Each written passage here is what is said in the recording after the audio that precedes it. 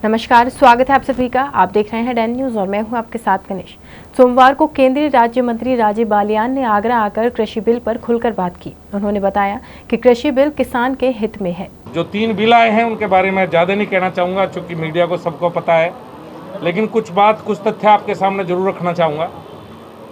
चूँकि किसानों के बीच में एक भ्रम पैदा करने का प्रयास किया जा रहा है। आज तक कोई भी नेता, जब भी जितने भी देश में किसान नेता हैं, सबसे बातचीत मेरी, जब मैं कृषि राज्य मंत्री रहा, जब भी अभी पशुपालन में हूँ, किसान से जुड़ा हुआ महकमा है, बात होती रही, लेकिन कोई भी नेता आज तक ये नहीं बता पाया कि किसानों के विपरीत इस बिल में है क्या। इन तीनों बिलों में ये सारे के सारे बिल किसान हितैषी तो हैं। हो सकता है बिचौलियों को कोई दिक्कत रही हो। अगर आंकड़ों पे भी बात करो तो जब से मोदी सरकार बनी है, अगर 2009 से 14 की बात करें तो 3.5 लाख करोड़ के गेहूं और चावल की खरीद हुई। मोदी 2014 से 19 में वही खरीद बढ़ के करीब 6,60,000 करोड़ रुपए की हुई, करीब कह सकते हैं दुगनी। कृषि मंत्रालय का बजट जो 12,000 करोड़ था 2010 में, और आज 2020 की अगर बात करेंगे तो 1,34,000 करोड़ है। कहाँ 10,000 करोड़, कहाँ 1,34,000 करोड़। अगर कॉन्ट्रैक्ट फार्मिंग के माध्यम से किसानों से जुड़ता है, एक्सपोर्टर जुड़ता है या बड़े उद्योगपति जुड़ते हैं, तो किसान को इसमें कहीं कोई नुकसान नहीं है। बिचौलियों को निकालने का काम अगर सरकार कर रही है तो किसान हित में है। इसमें किसान का कहीं हित मुझे नहीं दिखाई देता। देश में अगर देखो तो करीब 7,000 मंडियाँ हैं। 7,000 मंडी का अगर सारा रेवेन्यू अगर आप मिलाएंगे तो 8600 करोड़ रुपए, जिसमें से करीब 8,000 करोड़ रुपए तो सरकार ही देती है।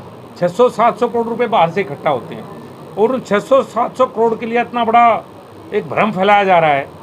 उनमें से 8,000 करोड़ तो FCI के माध्यम से केंद्र सरकार देती है मंडियों को। अगर मंडी से बाहर कहीं ना कहीं व्यापार होगा या नए लोग आएंगे, एक रेस्ट्रिक्शन किसी भी व्यापार में हो तो बेहतर नहीं। अगर ज़्यादा व्यापारी आएंगे तो किसान को निश्चित रूप से, मेरी नज़र में किसान को फ़ायदा ही फ़ायदा है। अगर किसान हित में कोई भी बात होगी तो चाहे अपनी सरकार हो या कोई भी सरकार हो, मैं वो कहने का मादा रखता हूँ। मुझे इस बिल में, ये कांग्रेस ने भी अपने मैनिफेस्टो में कहा और पार्टी के नेताओं ने भी लोकसभा में बार बार कहा कि नहीं भाई, ये PMC एक्ट में संशोधन होना चाहिए, किसान को स्वतंत्र किया जाना चाहिए। आज़ादी के इतने साल बाद तक सब कहते रहे, किसी ने किसान को आज़ाद नहीं किया। आज किसान आज़ाद हुआ है, शुरुआत हुई है, 1 लाख करोड़ का इंफ्रास्ट्रक्चर फंड दिया है। अगर ये परिवर्तन ना करते तो फंड कहाँ लगेगा, कहाँ इंफ्रास्ट्रक्चर डेवलप होगा, कहाँ प्रोसेसिंग इंडस्ट्री आएंगी, कहाँ बड़े बड़े सिस्टम डेवलप होंगे कृषि के इंफ्रास्ट्रक्चर के लिए।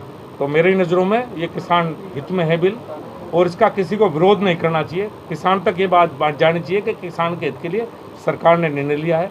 MSP जारी रहेगी, कोई MSP ख़त्म नहीं कर सकता। फूड सिक्योरिटी के नाम पे गेहूं और उसकी खरीद होती है, बल्कि इस सरकार ने तो दलहन और तिलहन की खरीद, जो कभी पहले नहीं हुई, वो मोदी की सरकार में शुरू हुई है।